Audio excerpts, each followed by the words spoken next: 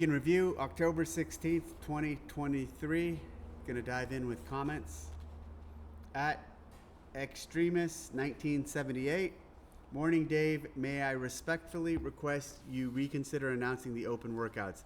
The last few years, the pizzazz or the connection with the athletes I feel was lost when the announcements were delivered without any practice or enthusiasm. Your delivery brought a certain anticipation and challenge to the workouts. Here you go, try to do this one. If not you, maybe the same person so they can learn and develop their own style. Having people that are not primarily focused on working the camera takes something away from the announcement. I mean this very respectfully. I definitely will not do all of the workout announcements, but could possibly do one. Maybe the first. I feel like the last few years have been pretty chaotic in my journey, obviously. And so it's almost as if there's some unfinished business in regards to that. So I am considering maybe announcing one this year. If I did do that, it would probably be the first. But no decision has been made on that yet. Still processing what we're going to do with the open announcements and how they're going to look, etc. So appreciate the support, appreciate the note, but more to come on that. At Ashley Mestre 9181, I'm not so sure about this. You are saying these groups were an afterthought at the games, but I'm not sure anyone competing ever felt that way. I know there are definitely spectators who watch age groups, even though they were there mainly for the individual competition. And now that they're at different locations, they will have an even smaller fan base. For the teens in particular, I can assure you it will be family and close friends only that travel to watch them. Even though I suggested at times they were kind of an afterthought. I don't know if I said it just like that, though. I don't think they were an afterthought. I think our team put a lot of professionalism into running them. We did it at a really good level. They had a great experience, but they were definitely another thing going on while we had all these other things going on. So for some of, call it resource constraint environment, even someone like myself wasn't able to give that venue the attention that I would have liked to personally given it. So, or that area of competition. It's good to know, and I agree with you, and I feel like they didn't feel like an afterthought because they shouldn't have. And if they did, we were doing a really poor job. But my point being is, as they were doing their things to the side, the full attention or focus that they deserved wasn't able to be given to them because we did have so many other things going on. If there are less fans there by the nature of these being what they are, that's part of what comes in this format change. And even at the games, when we did have the age groups or the teens in certain venues, they were usually there were not a lot of people in the stands relative to the number of people at the event or relative to what the teams or the individuals get. And honestly, even the team competition, when you look at the size of the stands for the team competition, it's much smaller than the individual competition. So what's unique about that is we at these other venues can create environments that are actually built for the right number of people that'll be there, and make it a more intimate and appropriate sized facility and venue for the age groups or teens or any other special divisions that we're talking about. At Shoot the Club Up 42, this guy's back. As poorly as CrossFit has done this last 6 years, it's bizarre you still have a job. You should have some respect for HQ and quit, let someone with new ideas take over. It is bizarre I still have a job, as wild as the last several years have been. I do have a lot of respect for HQ. I'm not going to quit at this time and let someone with new ideas take over. I have plenty of new ideas and I have plenty of fresh ideas. So at this point, I'm here, and sorry you don't agree with that. It's fucking amazing you still come to my page and talk shit. I'd love to put a face to the name, I challenge you with that at Shoot the Club Up 42. Um, Reveal your face and identity to me so I can engage with you and understand who I'm talking to. At the Bowed Smirko 8796. Will you ever do another event like the lift move work you did in 2021, kind of like a mini open 3 to 4 months before the actual open? Yes, I'd really like to explore that realm. We've kind of put it on hiatus for a few years. He's specifically talking about virtual engagements and virtual events outside of the open. We've done them over the years and experimented with different formats, and typically they don't have the massive engagement that the open has. Of course they don't, but they have okay engagement. I think there's still more to be built off there and still an opportunity to leverage some of the virtual competition for our community, and honestly exploring and looking at some in-person engagements and in-person opportunities to engage the community with that is not the CrossFit Games, the semifinals, or the open. Something new and different.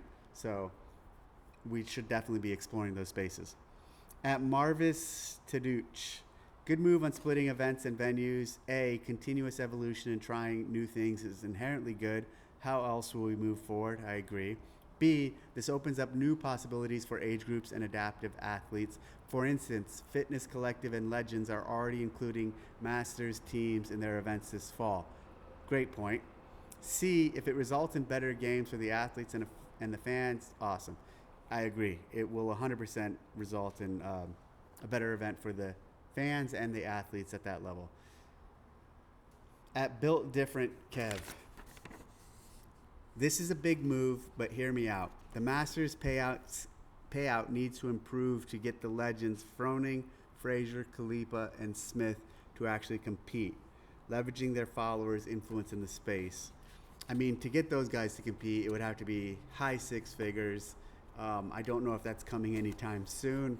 It's already, the payouts are, we have a very large payout throughout the season and at the CrossFit Games. To increase the Masters 4, 5, 6, 7-fold to try to get those guys to compete is a tall order.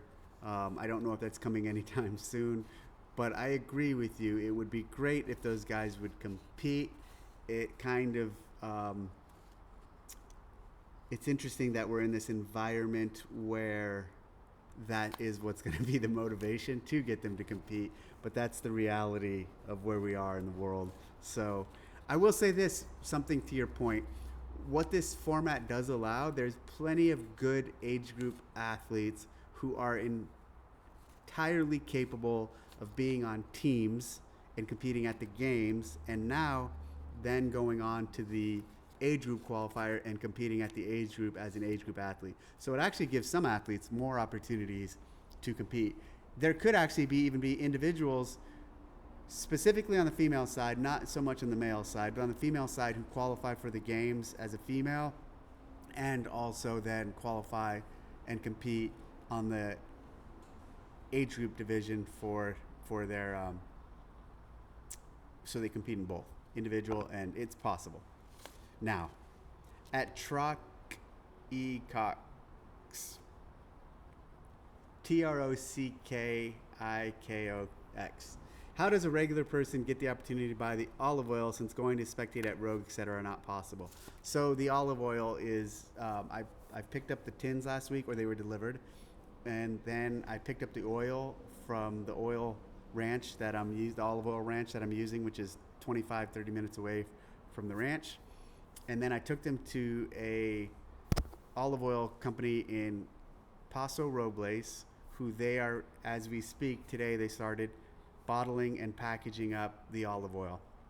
There's a batch that I'm going to send out to the Invitational, and Bill and Rogue will be selling there. And then there is another batch that I'm going to attempt to sell online. So I will have a website up. It's not ready yet.